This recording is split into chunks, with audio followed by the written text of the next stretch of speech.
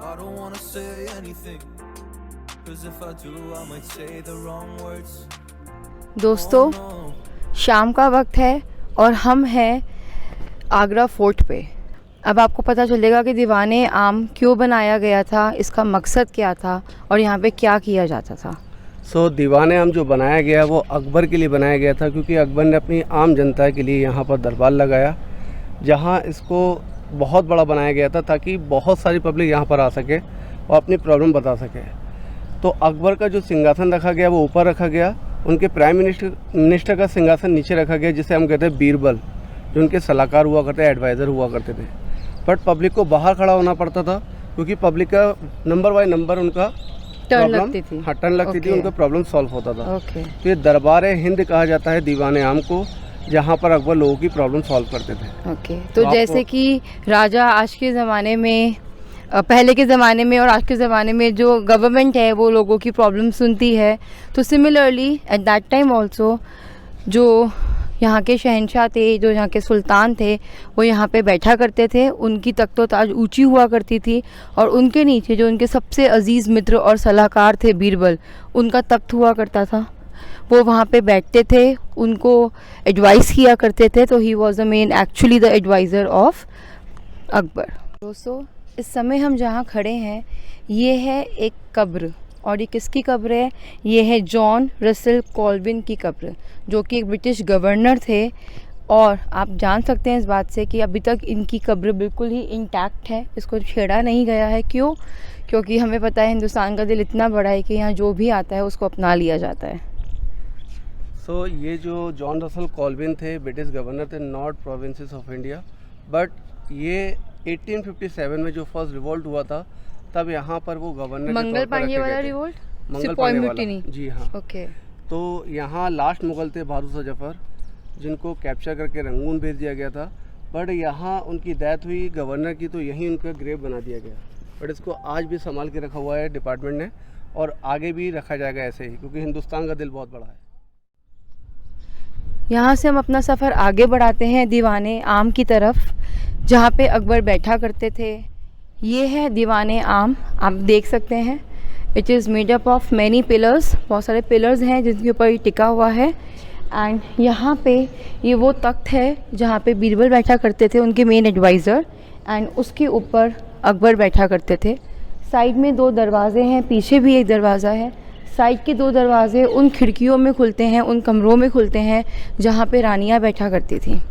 यहाँ पे जितने भी आपको 64 पिलर्स मिलेंगे, ये जो पिलर्स हैं बेसिकली इस तरह से बनाए गए हैं कि जनता किसी भी कोने में खड़ी हो इस हॉल के, वो अपने राजा को, अपने सुल्तान को, अकबर को देख सकती थी। आप जो पिलर देख रहे हैं 64 पिलर हैं। बट ये जो बनाया गया था रेड स्टोन का बनाया गया था, क्योंकि अकबर लाइक करते थे रेड सैंडस्टोन। इसके ऊपर से जो चूना लगाया गया वो लगाया गया था शाहजहाँ के पीरियड में, क्योंकि शाहजहाँ को वाइट चीज़ें बहुत पसंद थी। अच्छा। तो वो जो भी चीज़ यूज़ करते थे उसको वाइट करवा दिया करते थे। अगर इसको तोड़वा कर दोबारा बनाते तो बहुत पैसा भी वेस्ट होता और टाइम भी वेस्ट होता, इसलिए उन्होंने ऊपर से चूना लगवा दिया, क्योंकि वाइट मार्बल का इसके अंदर यूज़ नहीं किया गया है। बट जो लाइनिंग आप देखें येलो कलर की, इसमें सोने की कार्विंग की गई थी, गोल्ड की कार्विंग की गई थी। तो ये सब गोल्ड की कार्विंग कराया गया था, इसलिए और ब्यूटीफुल लगता है। और सामने आप जो इनले वर्क देख रहे हैं, इनले वर्क भी कराया गया इसके ऊपर, वो सब शाहजहाँ ने ही कराया है। शाहजहाँ ने ही कराया है, ओके।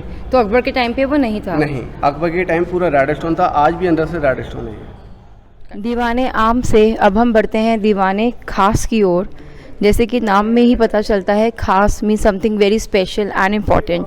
तो let's see what's the hidden treasure behind this. कुछ सीढ़ियाँ हैं, छोटा सा गलियारा है, इसको क्रॉस करते हुए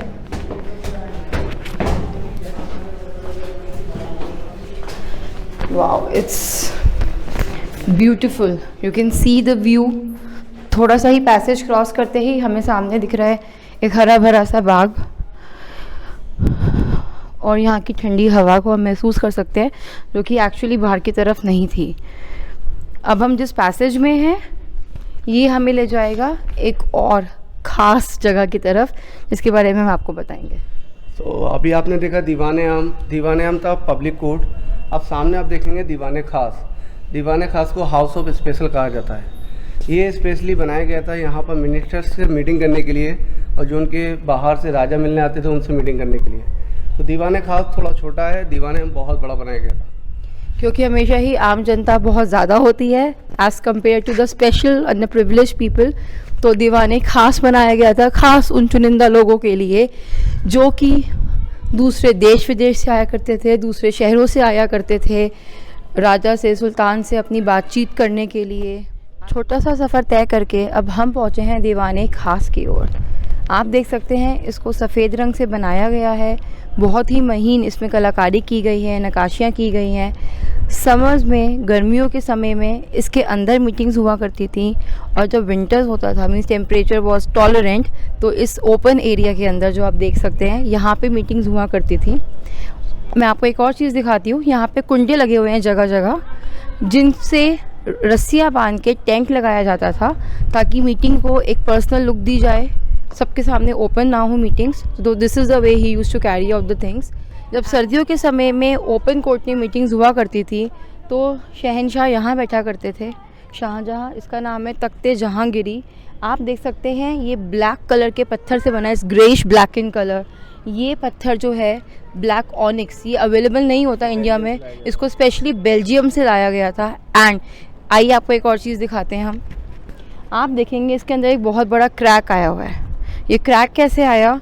during a revolt, a war, जब दूर से तोप के गोले मारे गए थे तो वो इस पे आके टकराया, रोल होके वो गया सामने दीवार पे, जहाँ पे आप एक होल दे सकते हैं। तो जो तोप का गोला था वो सीधा वहाँ गया, तो इसलिए उस दीवार पे अभी तक होल है। एंड उसके सामने बैठा करते थे उनके बहुत ही उम्दा, बहुत ही इम्पॉर्टेंट पर्सन जो थे अमर सिंह राठौर। उनके मेन एडवाइजरी भी थे और उनके कमांडेंट भी थे। आपने देखा अभी ये पत्थर, ये पूरा सिंगल पीस में बनाया गया है, बट इस पर कार्विंग जो हो रही है उसमें लैंग्वेज लिखी गई है पर्शियन और अरबिक, जिस पे लिखा गया है शाह सलीम तख्ते जहांगीरी। बट ये पत्थर बेल्जियम से तो जरूर लाया गया।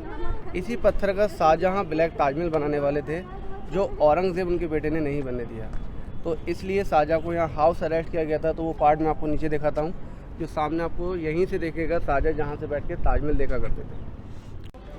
हम खड़े हैं मुसम्मन बुर्ज के आगे। ये है मुसम्मन बुर्ज।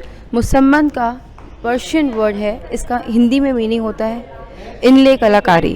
आप जो ये कलाकारी इनके पिलर्स पे देख रहे हैं, इनकी पूरी वॉल्स पे देख रहे हैं, this is actually a very very beautiful work. And you can see इनके अंदर पत्थरों को नक्काशी करके काट के इसके अंदर रियल जेमस्टोन्स भरे गए थे। और एक ख़ास बात आप देखेंगे कि ऊपर सब में पत्थर लगे हुए हैं फिरोज़ा रंग के, रूबी के, लेकिन जैसे जैसे आप नीचे आते हैं कुछ लोगों ने इसके अंदर से पत्थर निकाल लिए गए हैं, इसीलिए यहाँ पे ग्रिल्स लगा दी गई हैं। इस जगह पे हम देख सकते हैं बीच में एक फव्वारा भी है। हमेशा से हमने देखा है, जो मुग़ल सल्तनत रही है बहुत ही शौकीन रही है फव्वारों की, गार्डन्स की, तो यहाँ पे फव्वारा हुआ करता था। यहाँ पे शाहजहाँ को हाउस अरेस्ट किया गया था। दैट मीन्स वो जेल में नहीं थे, वो थे अपने ही घर में लेकिन कैद में। उनको इसके बाहर जाने की इजाज़त नहीं थी, वो इसके अंदर रहते थे, लेकिन उनको नमाज़ पढ़ने की इजाज़त दी गई थी उनके बेटे औरंगज़ेब से, जो पढ़ने के लिए वो जाते थे मीना मस्जिद, जो फ़िलहाल अभी लॉक्ड है। हम जहाँ खड़े हैं इसको बोलते हैं जहानारा पैलेस। जहानारा शाहजहाँ की सबसे बड़ी बेटी थी, वो उनकी देखभाल किया करती थी। और आप देखेंगे कि इस पूरे पैलेस का जो डिज़ाइन है वो एक पालकी की शेप में है, एक डोली की शेप में है। यहाँ से भी आपको ताजमहल का व्यू बहुत ही क्लियर दिखाई देगा। इस फोर्ट की ख़ास बात ही ये है, उसको शाहजहाँ ने बनाया ही इस तरीके से था कि चाहे वो महल में कहीं भी रहें, उनको हर जगह से अपनी बेगम मुमताज़ महल के नज़ारे दिख सके, उनके दर्शन हो सके। एंड यहाँ पे एक ख़ास बात और है, जैसे जैसे हम पास जाते हैं, कॉर्नर में जाते हैं इसके, ताजमहल हमें छोटा दिखता है, और जैसे ही हम इससे दूर होते जाते हैं फोर्ट की और अंदर की तरफ, वो हमें और ज़्यादा बड़ा दिखाई देता है। तो मैम आप देख रहे हैं ये है जहांगीरी हौज। हौज एक पर्शियन लैंग्वेज है, इसका मतलब होता है बाथटब। ये बाथटब स्पेशली जहांगीर के लिए बनाया गया था। जहांगीर के जो मामा थे राजा मान सिंह, उन्होंने उनको गिफ्ट किया था। तो ये बाथटब की जो हाइट है 5 फीट की है, और ये पूरा आप देख रहे हैं राउंड में सिंगल पीस में बनाया गया है। 1 पीस स्टोन है, कहीं भी जॉइंट नहीं मिलेगा आपको। इसके आउटसाइड में स्टेप, इनसाइड में स्टेप। बट 1 स्टेप इसका डैमेज हो गया, ओके 3 स्टेप इनसाइड में आज भी मौजूद है। ओके तो ये जो पत्थर है इसको लाया गया था जैसलमेर राजस्थान से। इसे हम येलो सैंडस्टोन भी कहते हैं और लाइम स्टोन भी कहते हैं। तो इसके ऊपर कार्विंग भी हो रही है, आप देख रहे हैं। ये कार्विंग के अंदर लैंग्वेज लिखी है जिस पे लिखा गया है हौज जहांगीरी। ओके। जिस जगह पे मैं इस वक्त मौजूद हूँ ये एक्चुअली में इस आगरा फोर्ट का मेन गेट है, मेन दरवाज़ा है जहाँ से एंटर किया करते थे। एंड उसके बाद आप देखेंगे यहाँ पे ये वो दरवाज़ा है जहाँ से बाहर निकला जाया करता था। आपको दिखाई देगा कि इस महल के चारों तरफ एक बहुत ही मजबूत दीवार बनाई गई है। इस दीवार की ऊंचाई 70 फीट है। यहाँ पे सैनिक खड़ा हुआ करते थे जो कि इस महल की जी जान से रक्षा किया करते थे। ये तो हर फोर्ट की खासियत होती है कि इनके चारों तरफ एक दीवार बनाई जाती है जहाँ पे सैनिक आप कहें, सिपाही आप कहें या सोल्जर्स आप कहें, they were placed and they were dedicated to protect the fort by every hook and crook. इनको यहाँ से पूरे शहर की जानकारी मिल जाती थी। वो दूर दूर तक देख सकते थे कि कोई और जो देश के लोग हैं या किसी और शहर के लोग हैं या कोई भी और इनके दुश्मन है वो कहीं अटैक करने तो नहीं आ रहे हैं। So this is how they use to keep their sultan protected from this view. And this is actually a bird's eye view. 70 feet height is actually a lot. You ask me how we got here, 'cause you don't know how. You say we're taking on water, yeah, we're sinking now. You're looking all concerned, like we're gonna drown. But we both know how to swim, no worries as we'll fall now. Let's take it slow, where you go, I go too. And if you hit the bottom,